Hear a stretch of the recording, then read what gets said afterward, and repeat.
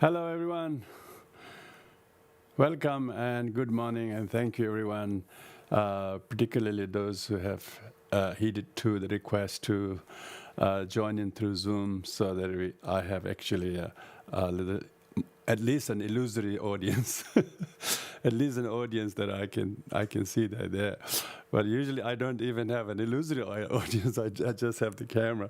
So, but I know there are a couple of hundred every time there is. But sometimes good to have interactive.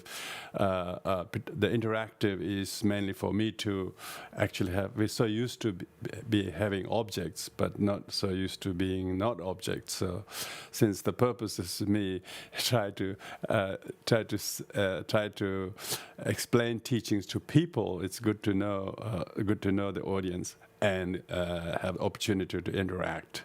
So second half of the morning there will be a talk, and during that you please feel free to do that. But of course during the meditation, of course everybody's interacting through meditation. Of course I wouldn't be answering any of you, nor would I be able to check the chat box. So I'm sure that, and so I'll talk about the new theme and topic as we begin the talk. But first of all, most of you are familiar. Before the meditation, we do the affirmation of the refuge in the Triple Gem.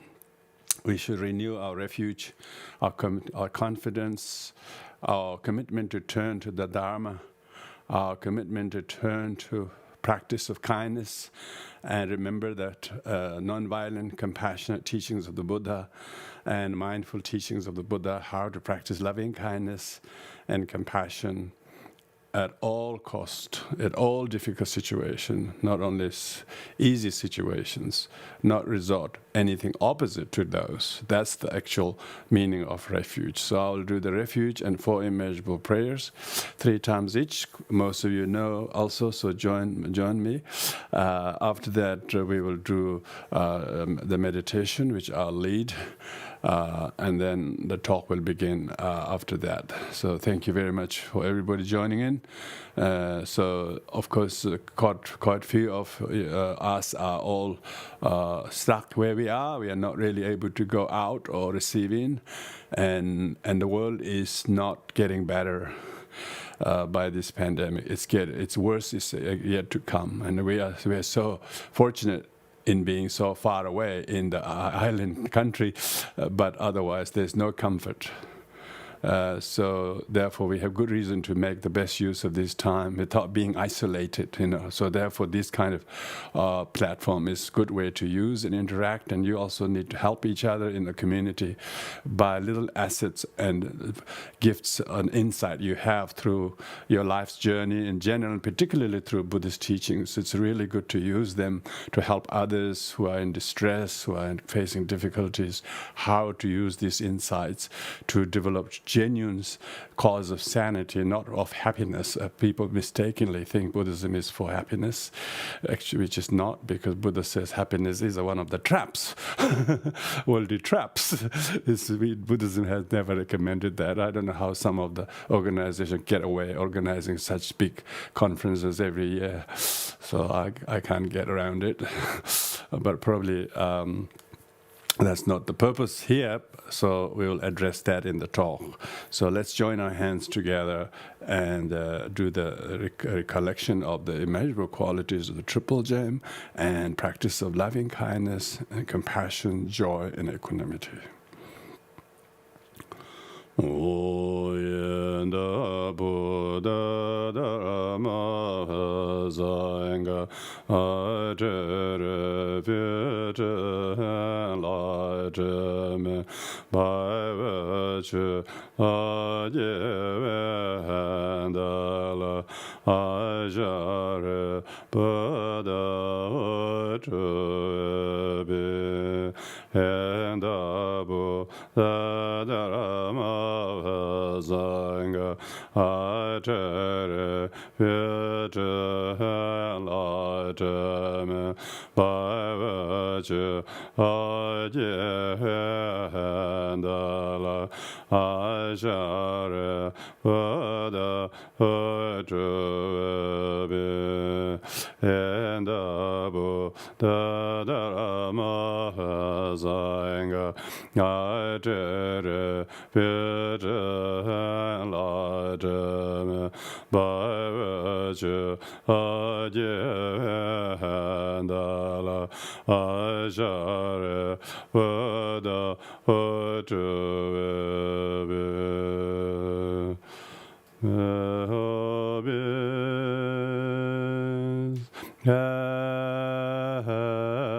happiness and a cause of happiness may they be free from suffering and the cause of suffering may they never part from the happiness that no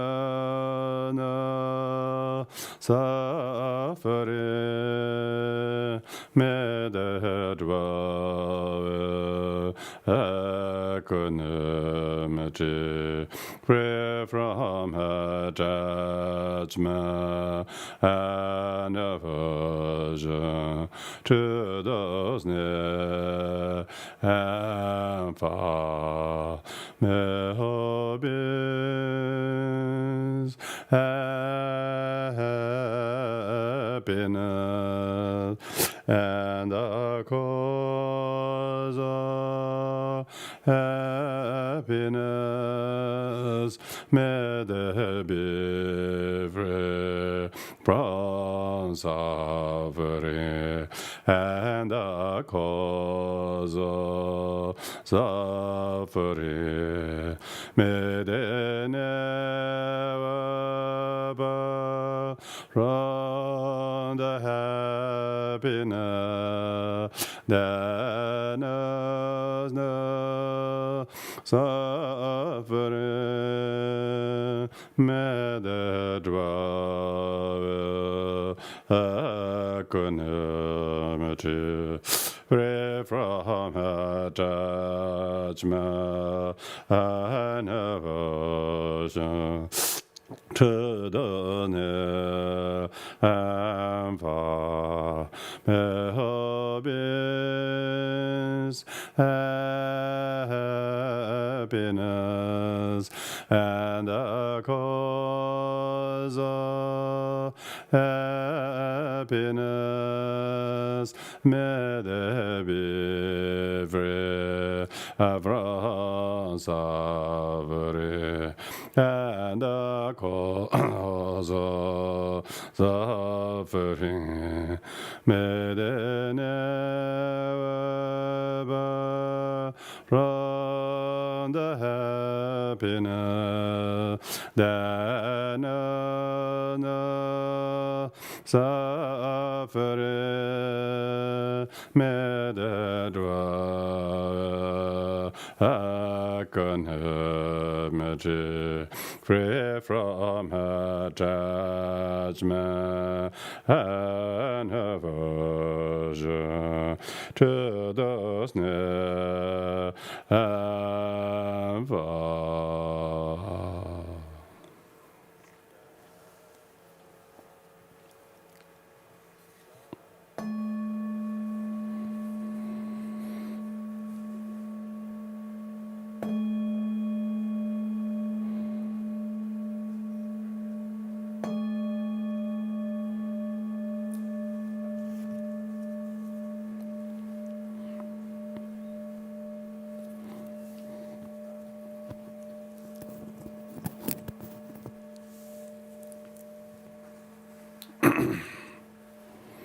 So we'll be doing 3 slots of sits. I'll briefly lead a few minutes before each of these 3, so you can use that as a guide, but otherwise do whatever meditation you're best familiar with in a calm abiding as the background. But here I lead as the main practice itself is these 3 techniques. So first is calmly, one-pointedly fix your attention to keep your posture in a correct meditation posture. During this first slot of time, all one will do is mindfully sit in a comfortable but correct posture, and being able to observe the stillness in this very posture, that you don't move, but hold like a vigil from your feet all the way to the crown, not to mention the gaze of eyes, the position of the back, the shoulders, hands, and two hands on the lap. All of these you deliberately and meticulously scan.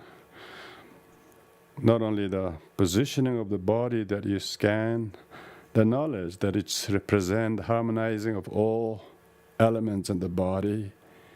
By having strong confidence and being still is the earth element.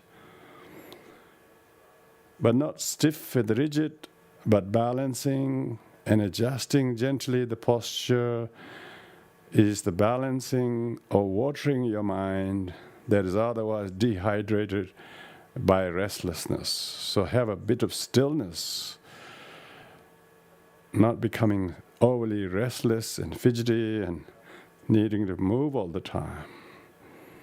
That's watering your life so it can grow. This balance should also be accompanied with awareness, detecting which part is a little bit ignored or neglected, or which part is a little bit too overstrenuous. And keeping the back straight is firing with the right effort. The raw bit of our idleness and slackness are fired by keeping the back straight. So you are developing awareness that is actually a fire element. With all of this, you have insight, an understanding that oxygenates. Let the fresh oxygen pump in the blood, in the brain. So the whole bodily posture that you scan, you also know it has an intersection of all four elements, psychological, emotional, psychophysically, how all bodily stillness can cause lots of healing in the correct posture of Vairochana Buddha. This you mindfully time to do a reasonable bout of effort, 2 to 3 minutes, about half a dozen or more rounds of scanning the body. Take useful short mini break in between, but don't let the mind wander off or becoming slack or agitated. Gently try to calm all of these and observe the stillness, to hold your vigil.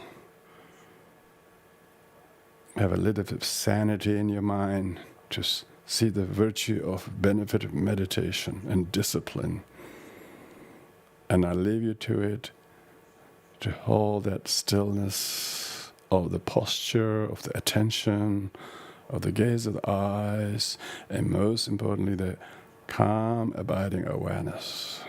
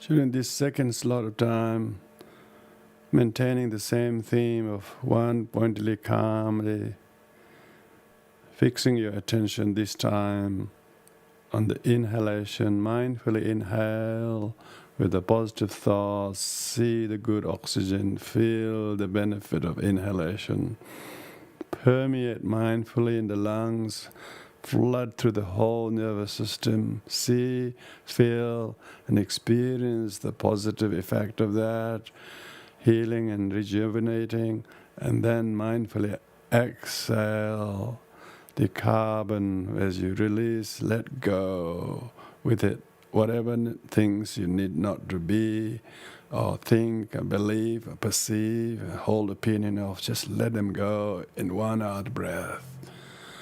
So with this, stay very qualified with your attention, fully attentive, without any deficit of doing, knowing, seeing, feeling each of the three breaths: inhalation, permeation, exhalation.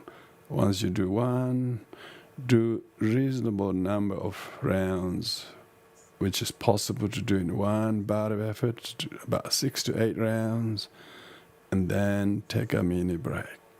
So do this with great care and attention, calmly, while keeping your posture even more improved by this mindfulness of qualified round breathing.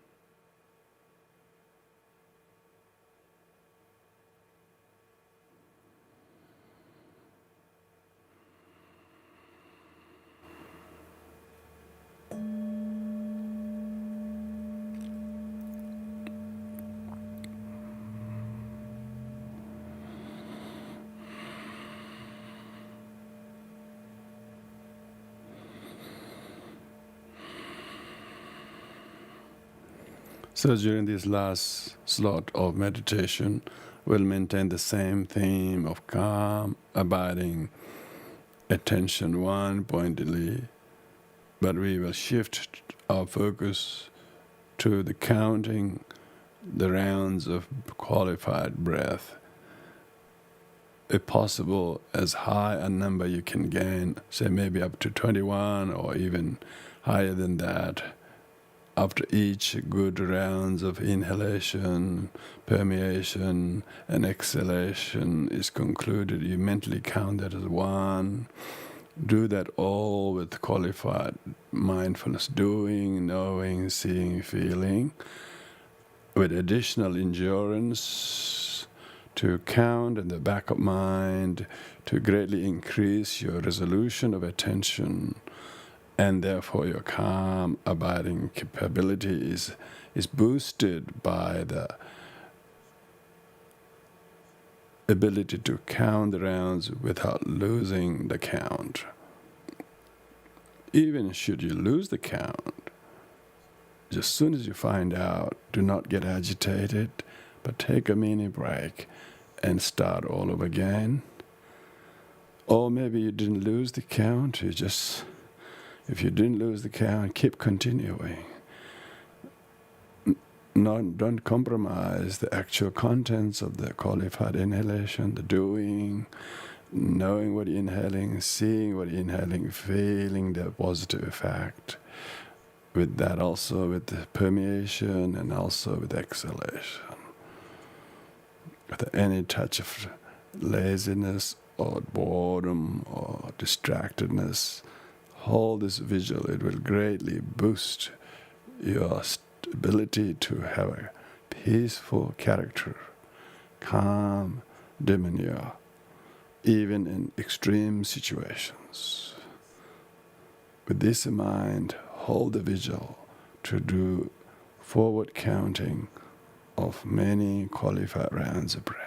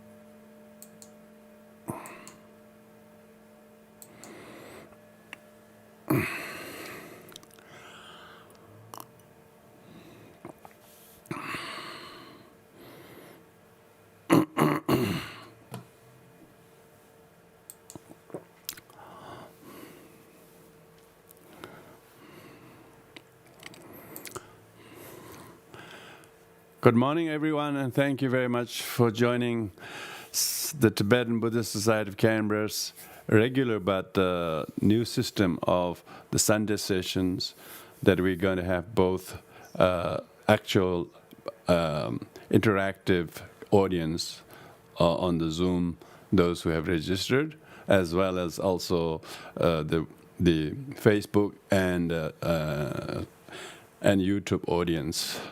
Of course, we've been doing these talks since the pandemic began, and we have had a lot more participants than even during our normal sessions. So thank you for everybody's active participation. But having this interactive audience also helps me to make sure that that I'm becoming a little bit more engaged with the actual audience, so that it's not one way. So any particular questions or comments that the Zoom audience would make, I will be able to respond to them while I'm going to weave this theme called Buddhist Insights, Causes, Sanities. So this will be an ongoing talks on the same theme with me, except on some days that I'm away on Sundays. Some of our senior students will lead the sessions, so that will be different to whatever they will do. But my series of talk, instead of me having to pick a topic each week, I think the Buddhist Insights, Cause of Sanity, I think will keep myself very sane, not having to make up topics each time I go. But it also would make everybody become a little bit more, I would say, connected with the teachings. Of course, so this morning I'm going to talk primarily what is definition of Buddhist insight, and so because these days people are watering down lots of Buddhist ideas into simple mindfulness and with what we call beyond religion and secular Buddhism and no rebirth, and you try to take away all of the fundamental Buddhist teachings to strip away to suit themselves, which Buddhism can tolerate, but actually we have to make sure that these things are not overly watered down by those self-styled people, that we have to be adherent to the very teaching. We have to remain true to the teachings that Buddha gave with a great, only after his enlightenment. Buddha never taught before his enlightenment, and people are trying to make their way of Buddhism as if without any insight themselves, just because they have some few emotional sort of reactions to the certain cultural component of Buddhism that didn't gel well. They just wanted to throw everything like that.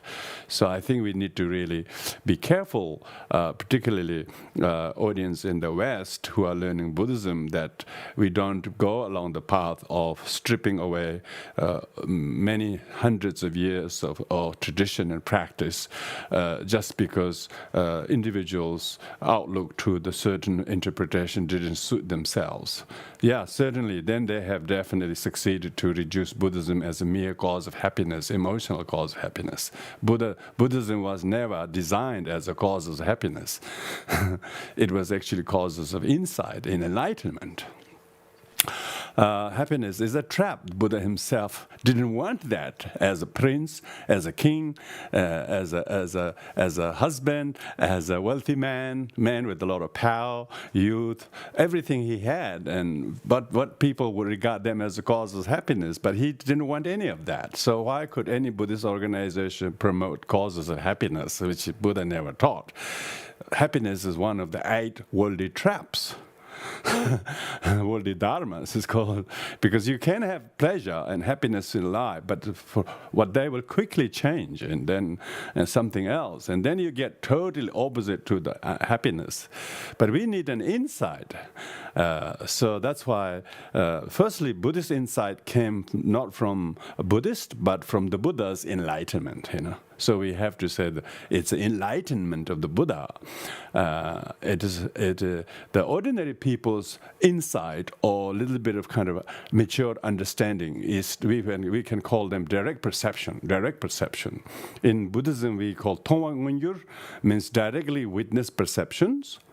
Directly witnessed perception is common people's perception. What everybody accepts. What everybody accepts, according to Buddhism, is a deluded perception. What everybody's perception is deluded karmic perception. Sentient beings have deluded perception. It's not an insight. Not an insight. It's a deluded perception.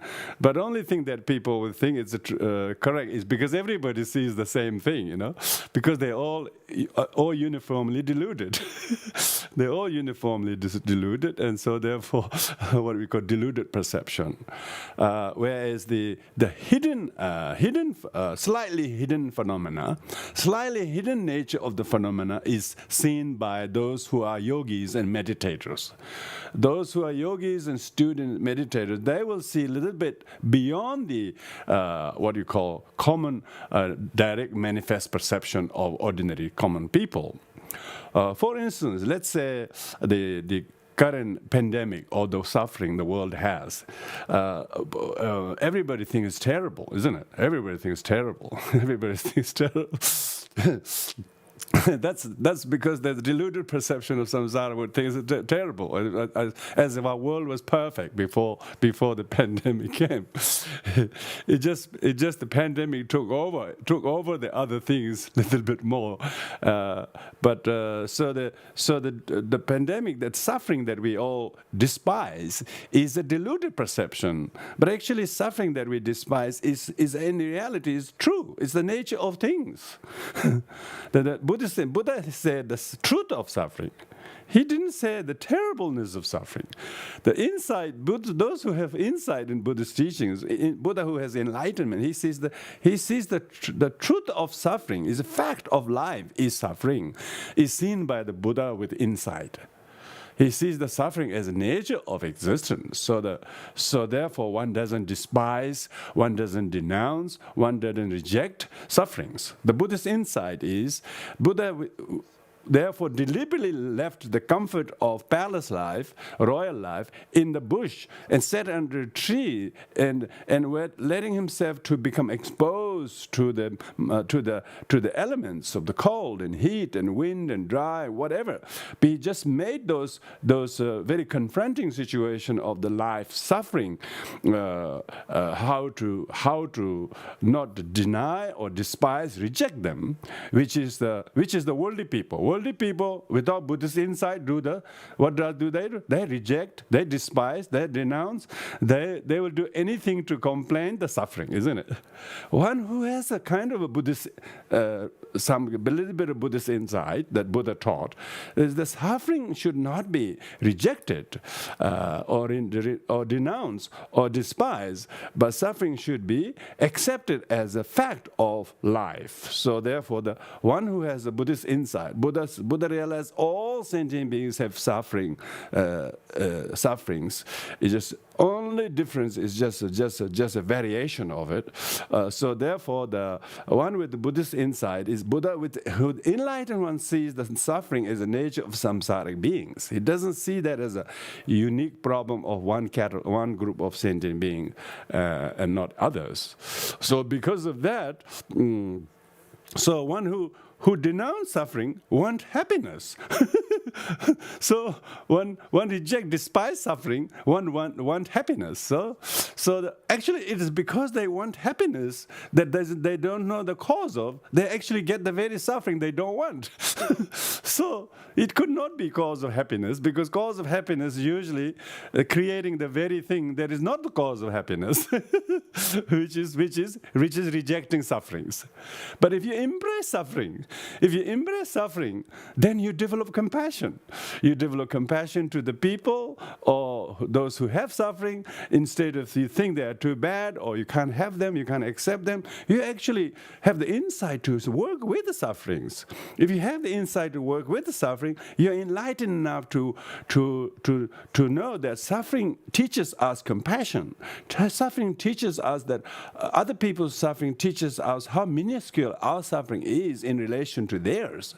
But if you reject suffering and want happiness instead, you would never get away from sufferings because you don't have the insight to work with suffering.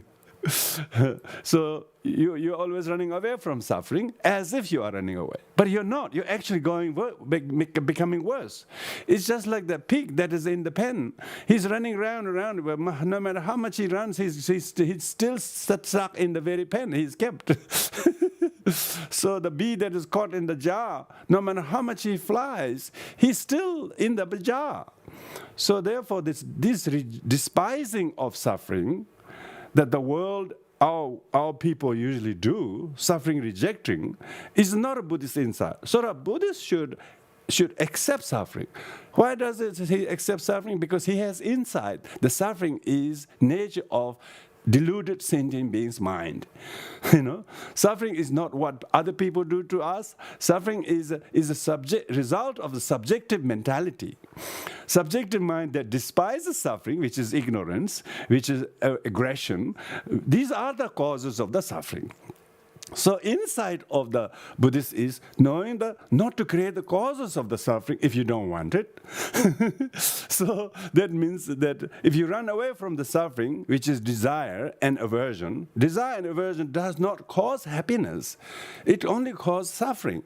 So therefore, even if you dislike suffering, the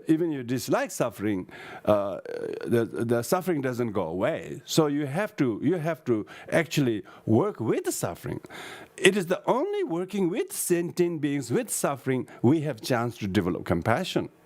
We have chance to grow ourselves. We have chance to practice giving. We have chance to practice tolerance. We have chance to practice all the Bodhisattva's way of life only when we are working with sentient beings with suffering. So it becomes cause of sanity. Temporarily, it becomes cause of maybe distress. When you have to practice tolerance or compassion to somebody, it is not convenient. Temporarily, it's not convenient to be Buddhist. To be Buddhist, you have to do everything that nobody does. Very few people does, and a lot of people believe in it, but when it comes to doing, very few people are not willing to do. But when you do occasionally, I'm sure there are quite a few among you who have grown up over the years that it's better to do rather than believe. And as a result, at the time of doing it was very difficult, it was really confronting, but later on, you realize it was the cause of sanity. It was the right thing to do. You never have regret, you never lost time, and it just reduplicates, it just reconfirms your faith in the Dharma, yeah? This is Buddhist insight. It's just a rollover, It actually gives a lot of interest, It has a lot of meritorious point. Each time you practice in the hardships and difficulties, later on you feel, wow, this is true Dharma. True Dharma means transform our mind that is deluded, to recognize deluded as a deluded and not act deludedly and not create suffering. And practice the opposite of suffering, which is kindness, which is tolerance. And then what amazing thing is, as soon as you work with the suffering has changed you. And suffering itself has changed. You see, that's a Buddhist insight. Even suffering are impermanent. but you have to put on the glass to read the suffering is impermanent. Often we don't have the insight to know the suffering is impermanent. We think that he's the same person. He's the same person doing this to me. So this is the deluded perception. Oh, he's the same man who treated me like that last year. He's the one who did that to them. We think like that all the time. And when we have that, we have often lost the insight again. Where is the same person? The same person is only in your deluded mind. There is no same person in the person. His health has changed. His position has changed. He's aging. He has aged a lot. He's got a lot of aging spots on his nose and ears and everywhere. He has changed, and yet you think he's the same person. He has changed economically. His bank balance has gone down a little bit. He has lost a couple of members of his family. And you don't notice any of the change in him. And yet you think he's the same person, don't you? See? We think he's the same person.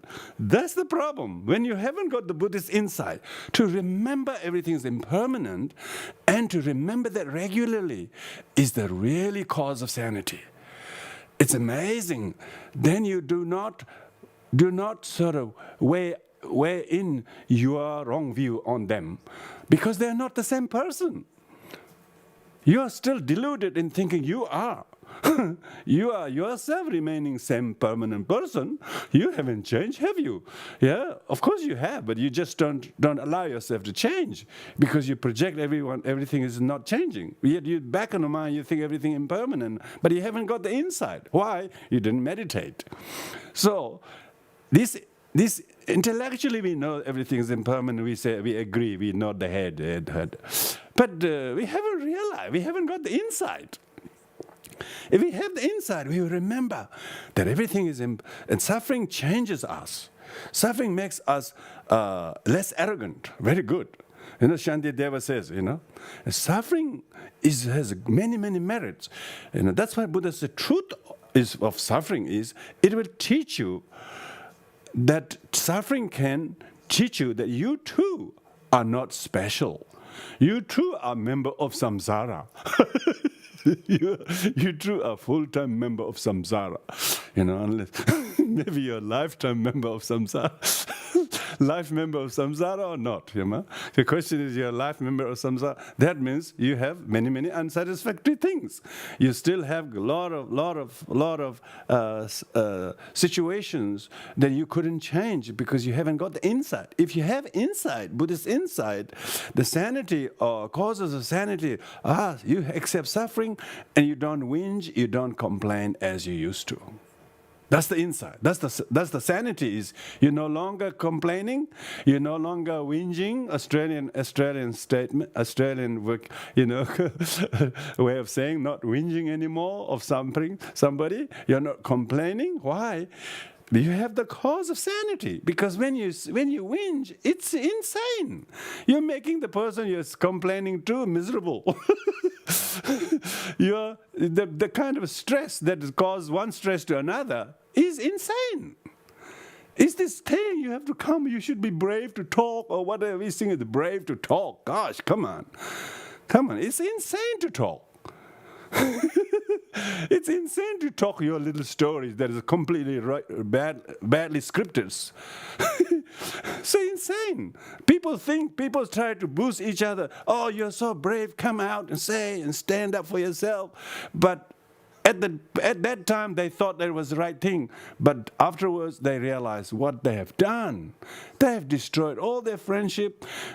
They wish they didn't say it. They wish they voiced it. When they did, what they did is they just complained. They just whinged. They became negative. They became critical.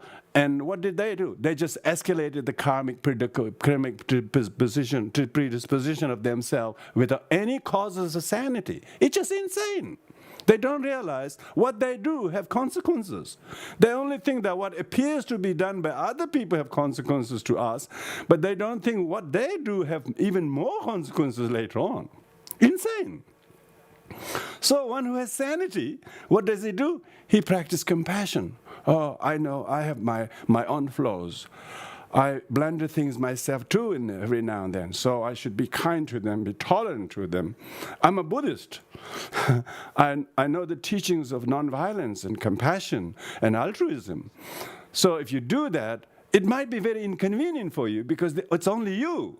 Others are zero-tolerant people. You at least want to have a couple of digits of tolerance. You at least want a single-digit tolerance, maybe 9. Maybe start with 1. 0 is terrible, really. Zero tolerance is a full life member of samsara. That's it. Zero tolerance people. You have to practice tolerant with sentient beings who have suffering and problems. That's Buddhist insight. They say, may all beings be free from sorrow and cause of sorrow. It doesn't say, may friends and others become happy and cause of sorrow, but others who are miserable, I'll punish them. It doesn't say that. May all beings. The whole point of Buddhist loving kindness is to overcome ill will and enmity. It's not to practice more attachment to someone. But what people think is loving someone that you already love. That's not love, that's attachment. People don't realize the attachment to yoga is mistaken as loving kindness, as what they call secular mindfulness, practice loving kindness. They talk about it. But that loving kindness that is directed to finite sentient being is cause of attachment. It's not cause of sanity. So that's why it's very important to understand when we talk about causes of sanity, it always have to go with a little bit sane mind that comes from enlightening teaching. The Buddha's insight is Buddha's enlightenment. In his enlightenment, Buddha says suffering is prevalent. And it is the nature of existence. But that statement is very difficult for most people. They don't want to hear about the truth of suffering. But yet that's actually the nature of the very existence. Everybody complaining, scoop up some water from each of the beaches there and then saying, terrible, this is salty, terrible, this is salty. They should never be stupid enough to scoop up and try anyway. They should know all the waters are salty. So do you think it's going to be a headline in the Sydney Morning Herald tomorrow to discover that Bondi Beach water is salty? No, they will not even write an article saying it's salty. It's well known. It's a well-known factor. Like that, nature of whole samsara is unsatisfactory. Why? Because most of sentient beings are deluded enough to create the causes ignorantly by their own rejection and despising of the suffering. So, what is the Buddhist insight and the cause of sanity is instead of rejecting suffering, we accept suffering, we work with sentient beings with suffering and problems, with compassion, with tolerance, with compromise, with a little bit of a way to accept them and give them a breathing space. We're not saying they're right or they shouldn't be corrected. How do we correct it? How did the Buddha teach his insight? To teach cause of sanity to people like Kisagotami, the woman who lost her only child, and brings to the Buddha the dead body of her child, asks him to revive her daughter, which she thought was possible by the Buddha, because she heard from the others that Buddha could revive people. But she thought literally that Buddha could revive dead people. But what people meant was Buddha could revive their sanity. Buddha could revive the sanity because she was thinking, this is terrible. I lost my only daughter. This would have never happened to anybody. It's only me who has happened to me. And Buddha was so insightful. He said, yes, my dear, I will revive your child. But you got to help me, See, he made her to think, and he said, "Okay, you can leave the dead body here and go and get the substance I need to prepare the medicine." And then she goes in search of the sesame seed, or some people call sesame seed from any home where death has not occurred, which she thought was easy to find. So when she went in search of the so-called family where she could find this sesame seed, she couldn't find any, because everybody says we have lost such and such, we have lost such and such. Everybody has stories of how many dead people in the home, and she thought. Previously, she had no insight that the death is universal.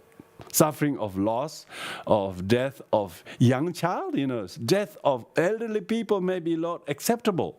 But death of a very young child, she thought it was only happened to her. But by the time she just looked at every family, she gained the insight that the suffering of death of a loved one is universal. Probably the cause of many people's depression is because they couldn't cope with the idea of losing the only mother, or only husband, or only daughter, or only dear sister, or only friend, you know. Most people are devastated. Why? Because they never thought that hasn't happened to everyone else. But moment Kisagotami-like people find out that many people have, then the Kisagotami come back more saner than she came first. First, she was very insane. She was really infuriated. She was angry. She was frustrated. She was really... But after she went to all the homes and never found any home where death has not occurred, she just got transformed. She learned to accept her death of her child. Not only that, every time she talked to the people, heard their stories of losing loved ones, she was empathizing them, that she wasn't doing that with anybody. By the time she empathized the nature of death and the loss to everyone else, her own assumed loss of the child was completely acceptable. Why? She was practicing compassion to everyone. Everyone whose story of the loss, as she heard, she totally transformed. Why? She was practicing compassion. As a result of, she accepted her own share of the loss. Yeah? So this is what we call sanity. This causes of sanity is acceptance of suffering, you know, not complaining. So this means what we're talking about, the Buddhist insight, cause of sanity, and how do we accept sufferings with a great degree of sanity? For many reasons. One, it controls your pride. It remedies your pride. Yeah, it's really powerful. Remedies all your affliction. Remedies your pride. Secondly, as soon as you remedies your pride, which is the affliction, you have already tackled the cause of the suffering. You have the cause of suffering. Yeah, cause of suffering has been stopped. Cause of suffering has been stopped because why me? It's not saying why me. Why not me? Why not me? It should be, why not me? Why not me? Because I'm a member of samsara, remember? Why not me? I'm a member of samsara. You know, so as soon as one remedies the pride and desiring to keep the dead as a non-dead, all that kind of unrealistic expectation will be curtailed. As a result of that, then she practiced her mind that lacked this wisdom prior to that, compassion to that past self of hers. Only an hour ago she was poor me mentality. She can now practice self-compassion to her past and everyone else whose suffering she shared. Yeah, she empathetically developed compassion and empathy to others. So suffering is the teacher of our humility. Suffering is the teacher of compassion to others. Suffering is the teacher of empathy to other people. As a result of that, it becomes cause of your sanity. Why it's become cause of sanity? Because you didn't complain. You didn't nag. You were not so negative. You didn't think it was only you. It didn't make you so selfish. It actually made you become a little bit more kind and thoughtful of other people. So as a result of that, we can see the Buddhist insight has to be based on that are totally concordant with teachings and realization of Buddha. You know, Buddha himself said suffering is universal. How did he say that? Truth of suffering. He says suffering is the truth. It's the fact. It's like saying the water. If you wouldn't complain of water being wet, do you? You don't say go and collect some water, and then someone collects water. You say don't bring the water. This is so wet. It's just like it's insane. It's insane to say that I want water, but not a fluid one. Maybe someone can give you a block of ice. Maybe you can say that I wanted something I can drink. But someone can say, look, when we were in Tibet, you know, when we go to fetch water, you know what we did? We just went and brought blocks of ice. We just put block of ice, put in a cauldron, then put in the stuff, and then we boiled that. So you don't complain water being wet, do you? You don't complain fire being hot, do you? So why you complain samsara being unsatisfactory? Because you're insane. You haven't got the Buddha's insight. You know, it's not a question of being right or wrong. It's just insane to complain about suffering. So whenever sentient beings come to Buddha, they complain. Buddha always smiled. Oh gosh, you know, here comes another one. Here comes another one. And with compassion, of course. Oh, with compassion. Because they have no insight. They haven't got enlightenment. They haven't got the realization that suffering is prevalent and that nature of existence. So that's why people who do not understand Buddhism, they think it's about feel good, like a new age stuff, that you do this, it's Buddhist, a lot of colorful prayer flags and, you know, smiling everybody and go vegetarian, and they think that's enough Buddhism. There's lots of people's lifestyle that suits that kind of thing without even having a touch of Buddhist wisdom, you know. Of course, we wouldn't mind them embracing Buddhist wisdom. They go well. Quite a few of them will go well. Society also expect people to be vegetarian when they'd be shocked to know quite a lot of Buddhists aren't,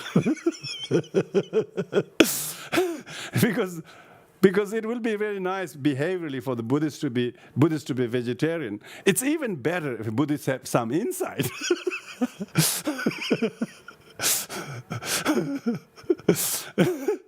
There are lots of animals who are completely vegetarian, by the way. So they're better Buddhist than Buddhist, you know. So merely being vegetarian were to make you Buddhist. There are a lot more animals that are Buddhist. They're actually very harmless, those animals. It wasn't just for the hunger. They wouldn't go and kill anyone. You know, it's the humans who are terribly beast-like, you know, who are greedy, who are dictatorial, who are just exploiters. Animals don't do that. Millions of animals are all vegetarian. So going vegetarian and doing few things that are New Age like or like that, that's not Buddhism. Buddhism needs insight. Insight is not just a pretty face, not just behavior outside. Insight is where you actually deal with the suffering, and then not go with the common folks' opinion of what we could directly manifest reality. They have to have at least, you know, transform their perception beyond the worldly perception.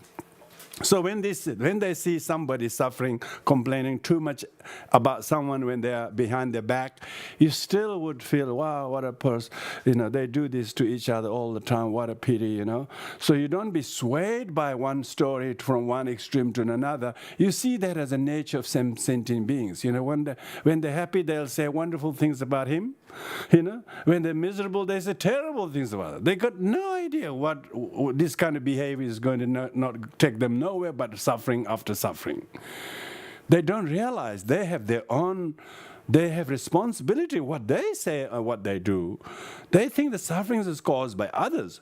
In Buddhism, suffering is usually not only caused by one's own unawareness, you know, but not knowing this thing can be changed. But so even the person who creates suffering unconsciously doesn't have to be the same repeater of it tomorrow. If he doesn't repeat it tomorrow, he doesn't repeat the suffering. So therefore, even suffering, not only suffering is itself impermanent, but even the behavior of the suffering causer can be changed, you know. So that's a sano, you know. The sanity is whereby he knows that if he did that, it'll change him tomorrow. It'll change him a few years' time. He will be much more tolerant person. Because previously he used to react, this is not working, this is terrible. And one doesn't say this, even though you saw them, you know. A lot of people say whatever they see, you know. They just have no control. They completely lost their mind to the eyes and ears. What they saw, they think was all facts. What they heard, they think was all facts. They don't realize what they heard is just a hearsay. This is some deluded people will say this way when they don't like, another way if they like. They will say all sorts of things. So just that's not saying to be swayed by one comment to another. You should see these things as just mere opinions of deluded people, and not make them ours, but treat them with compassion. And as a result of that, you realize the suffering nature of the sentient beings, or suffering nature of samsara for that matter. And how do we know you have a little bit of Buddhist insight and have therefore succeeded to develop some cause of sanity? You hardly complain as much as you used to about things. It's really, really, really, really. Why? Not because you don't have those problems, but because you are sane enough to practice compassion. You're sane enough to practice tolerance.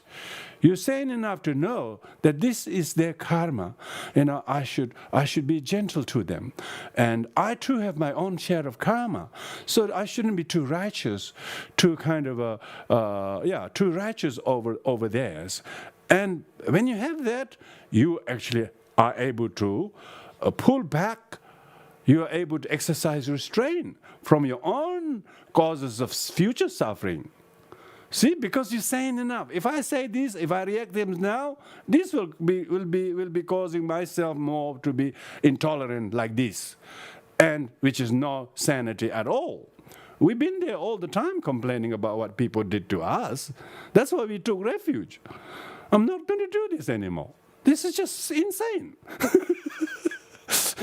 Always going somewhere there we can complain and then think that all the problem will be solved because we complain. Every place got this how to handle complaint. As if they've got no complaint, everything is perfect. It's really ridiculous. It's so unrealistic. If you have complaint, you should see that says a lot about the complainer rather than the complaint. If you have Buddhist insight, that's what you think. Even somebody come to you, talk behind somebody, if you have some Buddhist insight, you would more think about compassionate to the complainer rather than the complaint. Why? You have insight not to be swayed like this, not like the storm comes, the wind blows your house like that, this kind of wonkily built house like that. So, not become so easily swayed by this. Someone is complaining, somebody, what didn't get out of that? What is their reason of complaining? You just start thinking like that, you're going to the root cause of the suffering. Cause of suffering is their desire, their anger, their jealousy, or whatever it is. You can see the compassion. Now you're not only compassion to the suffering of this complaining of the person, but the cause of it, it's not the finger they're pointing to, but the mind that they themselves have no control of. Now, when you have that, you will be soft to the person, but hard on the cause of the problem. So, because what happens is when you don't have the Buddhist sanity of cause of sanity, when somebody complains something, you become completely swayed by that and make your own opinion to be completely transformed by their negative influence, and then you also go and bark at the same tree they are barking to. So the tree is barked by so many people. But every barker is becoming more insane because one person's barking noise is pretty noisy enough. So what does it do? It has only made more people to go insane. If the person who actually hears a complaint, then you see like the Buddha always smiles when somebody brings a story and complains. He sees the emptiness of it. He sees the impermanence of it. But because they don't see, now he wanted to sort of show a way for them to wake up, so to speak. Insight is like regaining your sight when you have lost it. You have a good eye operation, you now can see clearly. Buddhist insight comes from good meditation and deep contemplation and thinking, and then you have totally transformed yourself in that way. Because of that, the suffering not only is cause of your humility, but cause of your compassion to others. And cause of your future sanity. You will never say, oh, I wasted compassion to them. You don't say, oh, it made me so humble, it was wasted. You feel, wow, that was so good. As a result of that, subsequently you also have the good merit to practice same degree of. Now you can practice tolerance next time, because now you are much saner. Now you are sane enough to practice tolerance where it is needed most. You're not needing to practice tolerance every moment of the hours. That would be much better, actually. That would be probably much better, That would be much better. Then we might learn sometime. But we are too addicted to comfort, not having to practice tolerance. Not having to practice tolerance. If you have to practice tolerance, it means your life is in distress, as if life is otherwise imperfect. So all the distressing situations are the excellent places that you learn to overcome your neurosis, overcome your afflictions. Because of that, the causes of sanity is usually being patient, where most people will be impatient. Yeah? Being generous when most people will be ungenerous. Being forgiving. Able to forgive someone when most people wouldn't forgive. That's the cause of sanity. That's why we have so few people with sanity. So few people with sanity. because most people wouldn't practice those things. They would agree to practice those, but when it comes to practice, they say, no, not with this person, not with this situation, not with him, not with her, or not with them. So their practice is too good to be wasted on any sentient being, They can practice that in Nirvana or somewhere. They can practice that in Sukhavati or somewhere. But they don't have any kind of currency that actually goes well with samsara. Why? They have no sanity. They become easy complainer again. They're complaining again. One moment they're complaining of samsara. Now they're complaining about some things that they thought was good for them. All of a sudden, they still haven't discovered the sanity to accept the things. And accepting things changes yourself and the objects. Amazing thing is, accepting doesn't mean it will always remain the same. No, acceptance changes you and your perception, and subsequent your ability to look at differently, as well as the perception of the object. Your acceptance changes the object and your perception of it and your storyline of it. As soon as you do that, suffering sentient beings is the cause of our enlightenment. Our insight, Buddhist insight, comes from working with sentient beings. That's why, how do you know that it's a Buddhist book? There's more sentient beings in almost every page than God and heaven and hell and that sort of thing, Some other religious tradition, you will see God, heaven, hell, that sort of thing more often. In Buddhism, sentient beings, suffering, sentient beings, suffering, all these S words, All these S words, sentient beings, suffering, stillness, silence, strict discipline, retreat. These are the sort of practice of sanity. That's why when you meditate, meditation is a cause of sanity, I must say. Really, if you practice meditation, you are actually restraining to going hither and thither restlessly. You're trying to sit there and let the mind calm and clarify. Don't remain in the storm of bad thoughts, Don't let yourself blown away by the storm. Just sit still and close the doors and windows and be somewhere peaceful and quiet. And when you not only shut down the doors and windows, but also shut down your sense doors and try to open the sixth sense door, mental consciousness, then you're going to really see things very clearly. Sanity comes from, cause of sanity is meditation. Cause of sanity is people who have discipline to meditate regularly. Cause of sanity is people who listen to the Dharma, study Dharma, read the Dharma, and then test and examine the Dharma. Not believe them just because they are taught or something, but try to understand them. Try to understand why we have to practice kindness with difficult people. It's a lot of sane teaching there, because difficult people are difficult people don't have any intent to be difficult to us, but we think they do. When we are insane, we think they are being difficult to us.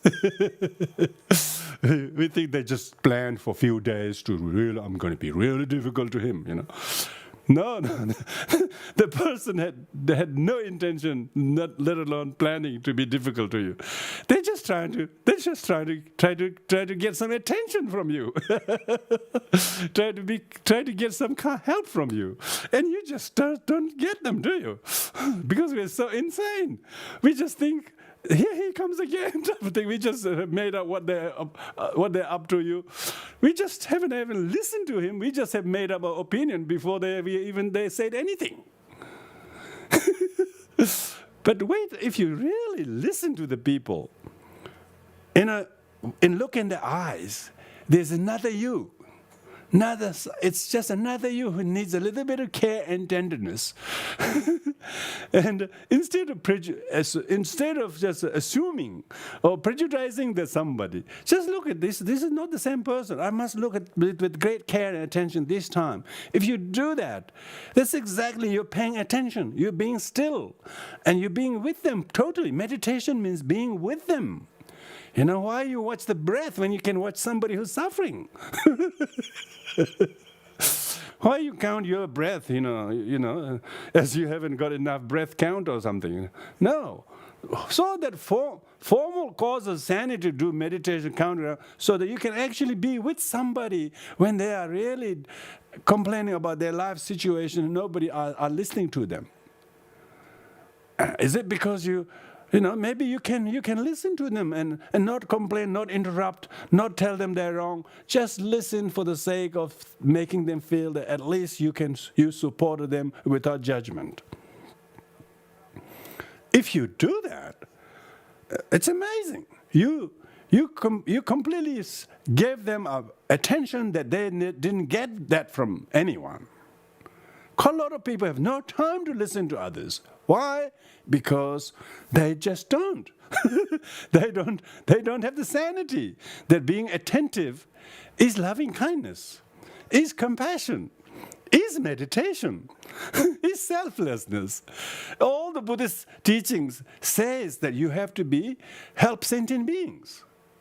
May they be well, may they be happy. Come on, you can do that in front of in front of a shrine and all of that. But when you are in front of people, when they're not happy, you should be able to do something so that they at least feel supported. So, therefore, without tolerance, how could we be attentive to somebody? Without selfless, how can we be tolerant with listening to somebody? And without being generous, how could you be giving? Yeah, without being disciplined to do that, how could you observe discipline of anything? Even if you don't eat meat, so what? Even if you don't fish, even if you don't drink, as a Buddhist, it's good, but it's even better if you can pay attention to the needy sentient being.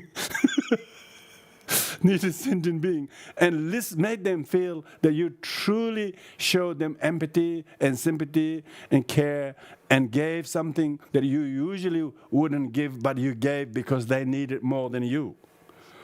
If you did that, wow. Now, that may seem a little inconvenient to your everyday, but that's going to be cause of your happiness, cause of sanity, of course. You even be happier for a little while. Later on you will have cause of sanity. This is the way of the Dharma. This is the way of Buddha, is to practice tolerance unconditionally when somebody is distressed. And how can we de-escalate that through selfless act of attentiveness to somebody. So because of that, what you can see is Buddhist insight is about how can we better than the average people's reaction. If average people reaction is usually deluded perception, zero tolerance. Yeah, that's what they say. You go everywhere, zero tolerance policy. So if someone who has a little bit of Buddhist insight should at least practice some degree of tolerance policy. Loving kindness. So loving kindness is a tolerant policy. It's not about hating policy. Not to tolerate means aggression. Aggression with aggression. Give them sort of warning, and if not, they will be punished. So when you use force and power like that straight away, it's not a compassionate, loving policy, loving kindness policy. So loving kindness, if you want them to be happy, if you want them to be a little bit comforted, you need to give them space and space without you reacting, let alone overreacting to them. So tolerance, non-violence. Non-violence is cause of sanity. Why? There's so much killing already enough. There's so much killing to the extent of we couldn't even open our eyes. Just awful. Why do we need to make someone's life even more miserable by resorting to violence and aggression? So, being able to adopt the practice of non-violence is act of compassion. Not only that, it is also act of compassion to respect others' life as much as we less respect our own life. And when you practice compassion to sentient beings, you, instead of causing harm to them, you try to save them, rescue them, and attend the injured ones. Instead of injuring anyone, instead of hunting anyone, instead of fishing anyone, you deliberately go and try to rescue those are in trouble. So the Buddhist insight would be only insight if you did something a little bit more sane and selfless and compassionate. But to do that, person must have some kind of a mechanism in their everyday life that has empowered them, to become a little bit more tolerant, and therefore they become much more saner, much more difficult to do the same thing. But later on, one feels so good. People say, you helped me. That people say to each other with Dharma friends, oh, you helped me, means they've actually regained their sanity. The person helped them to regain their consciousness. There's a story here, a question here. How can I remedy if I start barking? Yes, Bridget, of course. You shouldn't even doubt if you started or not. Everybody start barking. So universalize that. Oh, we all start by barking, and then we realize we are not only barking but barking at the wrong tree. And so then we stop barking, but we don't punish ourselves for having barked before. We practice self-kindness, kindness to your past barker. But now this person is not going to bark, but this present sane person is not going to belt herself saying having barked in the past and then having upset him or them or whatever. But that's impermanent. This will change. This will make me strong now. Now it will make me strong. They say person who is going to become sane is one who sees their most recent mistake as the greatest lesson. So our barking is the greatest lesson not to bark anymore. And then practice compassion to oneself for having not had this skill in the past. and then try to regain your self kind of respectability, because people always belting themselves. People think it's all my fault, and they really think Buddhism is all about in your mind type of thing. Buddhist insight is not all in your mind, okay? You know, Buddhist insight is you don't even have a mind to be found. So let alone the barking one. When you know that your mind you barked in the past, you don't find where's the barking man, where's the mind that barks. No, there isn't one. So there's no truly existing I, you know. So, but those we have a memory of what blunder we have done because we did some foolish things before. We need to practice self-tonglen. This is what I call self-tonglen. We need to practice self-tonglen, means tonglen with past self by this self. This self is able to take the past self, accept the past self's mistakes, but practice compassion to the past self. Yeah.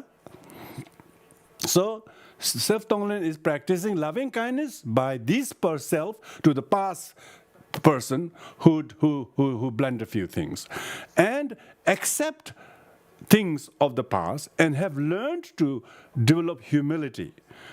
I haven't learned to be practicing dharmic way as much as I believe till I realize this, and then exercise the restraint from doing that, and then have the sanity. Next time when you're about to bark, you shut your mouth. So it's good. Now you're sane enough to not even open the mouth, let alone bark. Because you can't bark if you shut them out. So you practice silence. See, silence is the cause of sanity. But silence with the passive aggression is not a cause of sanity, by the way. So a lot of people are silent but seething with anger. They're on the surface. They just don't say anything. They don't do anything. But deep down they have seething anger. That's not sanity. That is insane. So. But one should, as soon as you see the kind of anger in you, you should straight away look at the anger, thought of anger. Where did it come from? How much legitimacy it has, so that you can host and post and share. You know, host post means suppress. You know, host and post means suppress. You know, share means barking. Share means barking. So first we shouldn't even host. Just breathe out. As soon as you see them inhale, just breathe out. Some little pains from the past, just breathe out. Do all those qualified round breathing, qualifyingly, so that you actually say, I'm not going to think like that. I'm not going to talk like that. I'm not going to be so insane, self-centered, arrogant, and righteous like that. Those are the reason why I was so barking. I was barking at them because I thought they were so bad. I was so good. You know, it's when I didn't realize my own flow, I see the other people's flow more. When I see my flows, I don't have time to mind other people's flow. Oh, see, so your meditators are always correcting self flows in the meditation. Very good. They're sane enough to meditate. So what they do, they got a lot of inner work. They say, I've got some inner work. Inner work means they have to do some mop-ups. They have to do some mop-ups at home. And they do cleaning at home. And His Holiness Dalai Lama calls inner sanitation. His Holiness says, People are so conscious. Beautiful place. The home's beautiful, garden's beautiful, the bedroom's beautiful. Just like the magazines, all the hams, the building, all the furnitures, everything. He says, but inside nobody look cleaning. Inside the mind, then nobody cleaning. So, but the Buddhist people who are sane enough, therefore meditate regularly, practice regularly, so they actually do the inner cleanups. Through Vajrasattva, through prayers, through dedication, through mantra, through recitation, through refuge. You know, amazing. We have so many tools. These are all causes of sanity. Just go to your sadhanas, go back to your cushion and open those sadhanas. Compare your notes, and then refresh your mind, do the practices. And once you're doing that, and then you wouldn't be belting, I've been barking, because of that he got upset, because of that I don't have this. You don't say that anymore. That's enough. You don't bark at yourself either, The self-barking is more harmful than barking to others, Self-barking is very dangerous. So we should visualize the refuge object and wash ourselves with the nectars of the bodhicitta coming from the Buddhas and Bodhisattvas and Vajrasattva. And quite a few of you I can see, you're all practitioners. So you're going back to your practices, put really quality attention with regard to renunciation, with regard to the realization of what is truth of suffering, what is truth of the origin of suffering. And when you recognize them, you're silenced, you're restrained from barking and hosting or posting any negativity, let alone sharing them. You no longer bark, means you don't share. You don't post, means you do not sort of keep them. You don't keep them, like passive aggression is posting them. So just breathe out. As soon as some things happen, just go somewhere quiet, do a couple of good qualify round breathing, and just resuscitate yourself. And do not let the perception daunt you or overtake you. People believe their perception so too much. Buddha said perception is emptiness. Amazing. So profound, Perception is emptiness. Full stop. Let alone yours. Let alone yours. Perception itself is empty of independent existence. let alone correct one to act on. Some people not only have the bad perception, they are acting on the bad perception. And then they form the opinion. And then they get so emotionally wound up in them. Why did the teaching says perception is emptiness? Emptiness is perception. If you can't digest perception's emptiness, at least say perception is interdependent. Say that. Perception is interdependent. And then you can say perception is interdependent. Interdependent is impermanent. You say that. That's helpful, isn't it? That's a really Buddhist insight, You can say that, and if you have this couple of these phrases in your mind, you will develop sanity. You will develop, perception is interdependent. Oh, it's not entirely him. So, therefore, you have no room to bark. Oh, yes. So, those who bark only bark when they don't know perception is interdependent. Those who bark think the perception is truly existing, independently existing in the object. So it's a misperception. It's not an insight. It's a delusion. It's a delusion to think the perception is correct, So perception itself is incorrect. Even though the relative perception is interdependent, depending what thoughts and emotion you have in your head, Perception is caused by the projection of your mind, So the perception is projection. Maybe you can say that. Perception is my projection. Then at least the perceived and projections are not identical. Perceived is the screen, empty screen, and the projection is what I put on the screen. So it's got a wonderful way of looking at it. You become completely sane. All of a sudden, it really makes sense. Yeah, if I didn't put this projector on here, if I didn't didn't put the projector on, I can't see either any of you on the screen, let alone myself talking to you. I got this little laptop in the floor, which is too small for me to see to read anybody's name, for instance. So like that, perception is projection. Projection is interdependent. What is interdependent is also impermanent and let alone truly existing. When you start thinking like this, your mind becomes so clear. So it's not the object. Object is my thought about it, not the object as it is. So you wouldn't need to bark. Of course you wouldn't need to bark. You wouldn't even host the thought. holds the perception very long. And what would you do? You would say, oh, another one of those perceptions that is empty. The Buddha said, he's so right, he's so correct. Buddha is always so insightful. Buddha is so correct. That's why we take refuge in the Buddha, because Buddha said perception is emptiness. Even we can write down a little bit before Professor Meekan's perception is projection, perception is interdependent, perception is impermanent. And then when you total all of that above, then it says perception is emptiness. That's the total correct add up. Correctly, when you can add up, you can see that. And then you don't bark to yourself. Even your barking is emptiness of inherent existence. Even your barking is a perception, because Buddhist teaching says so. And even your barking is impermanent, because you're not going to bark anymore. See, it's not happening. So what's your problem? No problem. Thank you.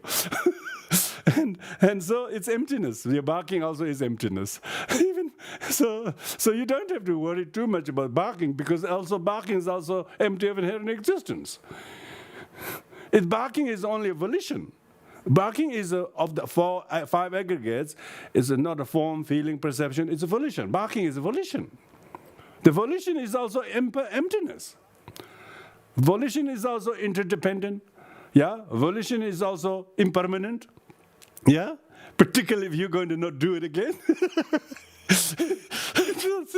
See, that's the sanest thing, is you just don't bark anymore. It's as simple as that.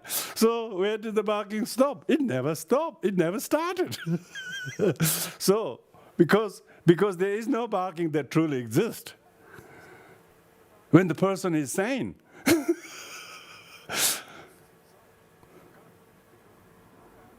And almost people say, I stop, I won't say it again. Why? Because they know it's much saner not to say it again. Because they have said it before, where they prove themselves to be so insane that they voice their deluded perception too much. What did they get out of that? Nothing but problems. So they have now become sane. People's causes of sanity does not truly exist. Cause of sanity is not truly existing, okay? You don't get too attached to the causes. Cause of sanity is the result of many causes of insanity. Many insane things people do and say. You have to develop strong renunciation from them. So cause of sanity comes from renunciation of causes of insanity. So when you have this kind of understanding, then it's not about how we look good on the surface or how happy we are emotionally, temporarily now. Firstly, people who are sane, who know how to create the cause of sanity, are not so wound up emotionally too much. The emotion is just as impermanent as anything. So they know how to empty the bucket. They don't try to fill the bucket of the emotions. In Buddhism, we don't talk about filling your bucket. We talk about trying to empty your bucket. Try to keep the emotion. Try not to keep any emotion. Come on. Try to go to sleep. Try to go to bed. Try to sleep in soundness. Try to just meditate in the complete state of equanimity. Equanimity is a kind of a try to prevent us from being emotional roller coaster. Try to watch the breath so that we can stop the emotionality of it. So when you watch the breath, when you recite the mantra or do the practice, all your storyline slowly drifts away, recedes in the back, and doesn't take your center stage, your mind. And so what you don't think, they're not real. So because you're busy doing other things, practicing and doing things, and that sanity to occupy yourself, to occupy your time doing Dharma, study Dharma, read Dharma, practice Dharma, meditate Dharma, and instigate your mind with these thoughts. The suffering is teacher. Suffering is cause of compassion. Suffering is remedies our pride. Suffering teaches us how to be tolerant with others' suffering, because we ourselves create a lot of suffering even to ourselves. So as if we don't have other people or we don't have suffering, that would be good. A lot of retreatants thought they will have no problem when they left the terrible world out there and went in the cave. They didn't realize how many demons they had in them that didn't belong to the town people. So even when you're able to distinguish the wrongdoings of others from the people and our perception, you realize how much of the perception is interdependent, depending to what we think about them, what emotion we have in our mind that we haven't resolved, how much they color, how impair our judgment. So when we are very emotionalized, we become so impaired, we don't have any skill to distinguish facts from fiction. But when you meditate regularly, daily meditation, even though you have a couple of difficult hours or some difficult situation, but quickly you regain your consciousness and sane enough not to think and believe and have the opinion as you had then. Straight away you had a head wash. You really felt something sanitary, something really sanitary happen in you. It's good to. All the people have little bags they carry. What they carry? They usually to clean their different orifices. Clean their eyes, clean their nose, the tissues, and the mouth, and the ears, and all sorts of things. It's just like that. That's all that. They're very They're always carrying sanitation things.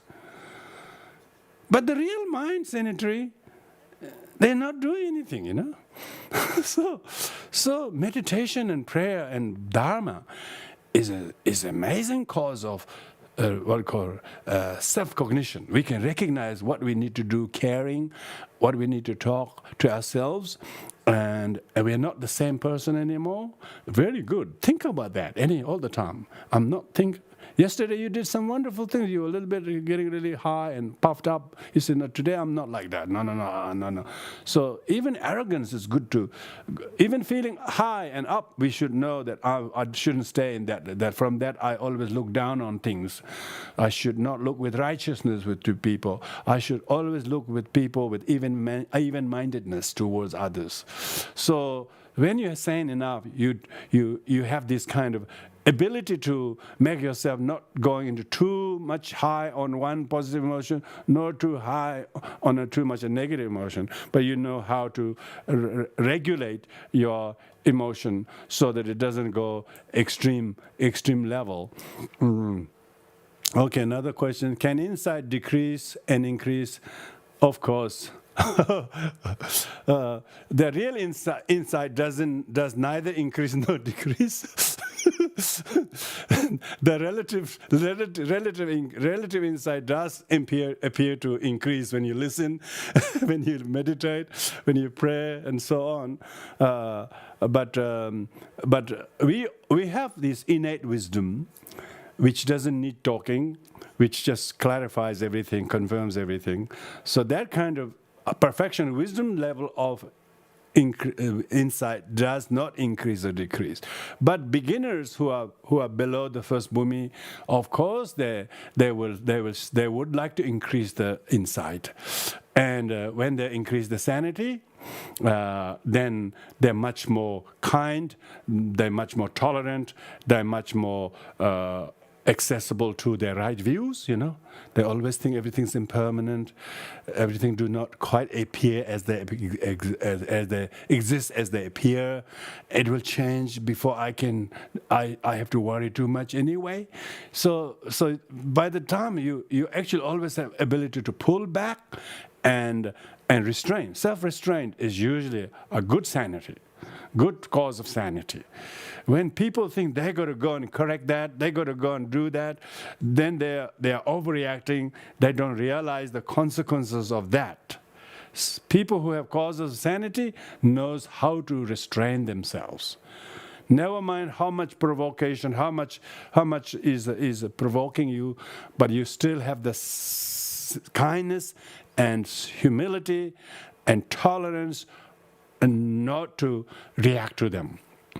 Then you can see, oh, from weeks ago, your sanity to practice tolerance has increased.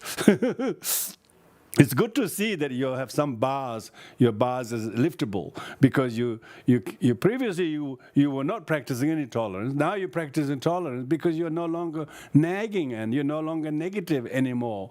You just feel compassionate. You just feel, oh, I need to be so unjudgmental to them. I know I have to be gentle. If I can't help, I will definitely not harm. So that's amazing sanity, really. Because a lot of people don't distinguish between help and harm. They think they're helping, but they're actually harming more than helping.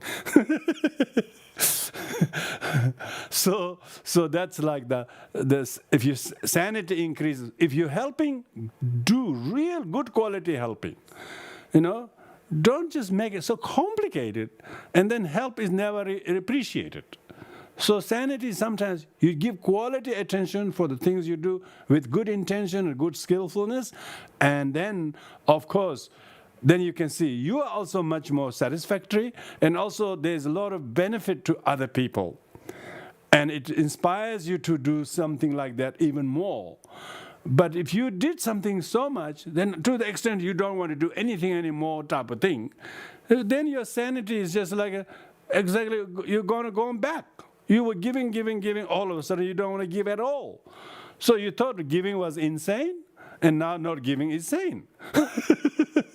So people have that kind of thing, So therefore, the whole idea of whether you are increasing or decreasing your sanity is a good way to.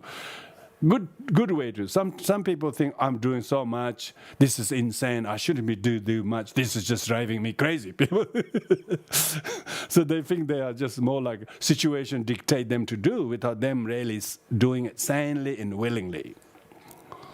If they're doing sanely and willingly, they will never be discouraged from doing more of the similar things without compromise by any difficulties, because all the difficulties are indispensable anyway. You have so many difficulties even if you don't help anything.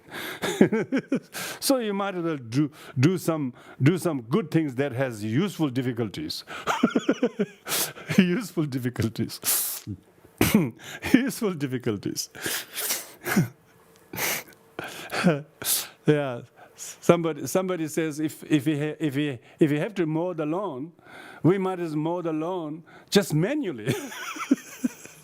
Why put more greenhouse in the universe? Because by doing so, you will get physically good exercise and not contributing any greenhouse in the universe. And in the meantime, the lawn is also mowed. So some people would think like that, And if you really think about how to increase your sanity, you will think of not only not so much saying how much effort is taking you, but how much energy you're saving otherwise. So you can always see what level of sanity we can increase from day 1 to day 2, or from the way of doing that to way of not doing that, but doing this way instead. For instance, if someone tells to Kissa Gautami saying, look, everybody loses their family, and I've seen many people die like your child, please go away, bury the child and do something useful. If they said that, and they haven't really increased the sanity, they shouldn't be saying that to the poor lady. She needs someone who can actually gain her consciousness. She's losing her consciousness with the death of the child. She doesn't need anybody to tell her off, saying, go and bury the child and do something about it. But Buddha was sane enough. He just needed to show her tenderness. He just didn't need to show her kindness, make her hope enlivened. He not only enlivened her hope, but he regained her consciousness. He revived her. That's the sanity. He revived her consciousness. But the dead child consciousness cannot be revived. But he didn't tell that. Why? He was sane enough not to tell that. So amazing, isn't it? You can see that kind of advice is is a classic kind of parable that not only we can appreciate, but why can't we do that to people? Buddha didn't bark at his Gautami. He actually said, leave the child there. We will revive together. You go and get in the meantime, the ingredients. Ingredients, he said. The poor lady thought it was something, sesame seed was something magical, But she didn't realize it is not, she didn't realize at the time it's unobtainable sesame seed. There was no sesame seed that is owned by home where death has not occurred. She didn't know that. But Buddha knew that. So he has the insight. He has insight. It's amazing. And therefore he didn't, instead of telling her off, instead of telling her to do other things that she will be or maybe upset or hurt or unloved or unsupported, he totally supported her. By the time she returned, she's completely returned with sanity back her. And this is exactly what we're talking about: how we can relate the things with the common sense. Buddha Dharma is really common sense. It's not about extraordinary things. But because there are not a lot of people with common sense in the common people, so it's very uncommon sense.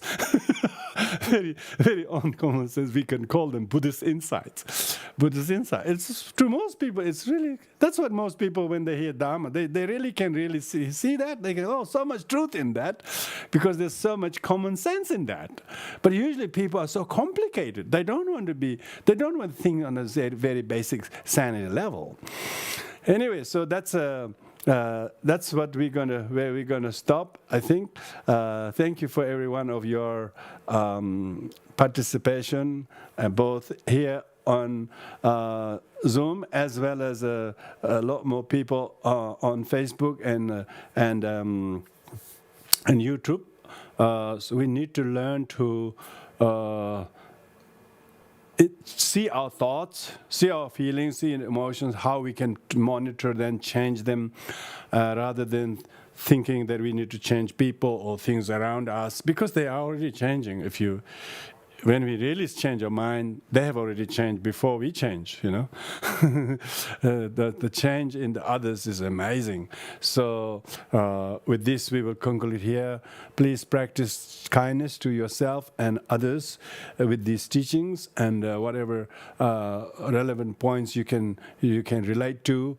And whole idea of this is to share these things to others, because if you have 300 people who are on your friend, they will all see that, but maybe some of them will not watch, but 2 will watch, Just imagine, that's how you were once upon a time. That's how you heard the Dharma.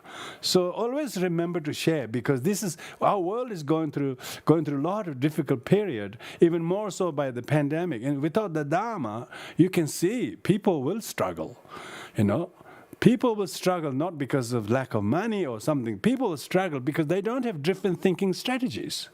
They're losing their sanity. They're just reacting to things, and they don't know how to change their strategy, how to change their thoughts and ways of operating their mind. So the whole idea is really to share this as many as possible. So everybody shared, for instance, like 200-300 people. If they shared, that will go to another that many 3 times more, and that's how people will discover Dharma, and they will go further receiving teaching from all these kind of avenues. So that's the idea. Thank you very much. We have been greatly assisted by our technical team who've been working on this very well, all these 3 things: Zoom, Facebook, and YouTube. I think you can also do on many other platforms too, I'm told. I'm sure the others are sharing on different gadgets. Of course, more the merrier, This is why this modern technology is a kind of hard-earned result of all the hard-working scientists, We need to thank their effort, make it possible to contribute. Everything's interdependent, Everything's interdependent. You can't just teach in the room by yourself. You can only teach if you have an audience. audience, but you can only teach the audience that you know that there are a lot more people who need that, and then share that. And that's, they say, if you can, we usually request to teach. We request to teach, and when we request to teach, now we want more people to receive teaching so that they don't have to leave their comfort of home, but still they can remain sane, and so that they don't feel lonely and sad and fearful and all of that, which a lot of people are really, really struggling because they don't have access to any kind of reliable and valid and wisdom teachings they can resort to. Any help is good help, by the way. So we're just hoping this will add to the pool of goodness of many people by this drop of effort that our community have made possible. So thank you very much. Now we'll do the dedication. Mary, thank you very much. Oh, by the Mary, Mary, Hawaga, the Diva, Benzanga, Homneza, may I liberate from the ocean of Buddha, Sanity, here in the Mahayana, whatever merit I have. May all be because as to hold the Mahayana teaching, courage, Manjush renewed as a man, Jabba, following all the example. I shall dedicate all the merit, may the excellent body jida, Tebe, where it had not yet done so, where it has been, but may it increase freely without generation.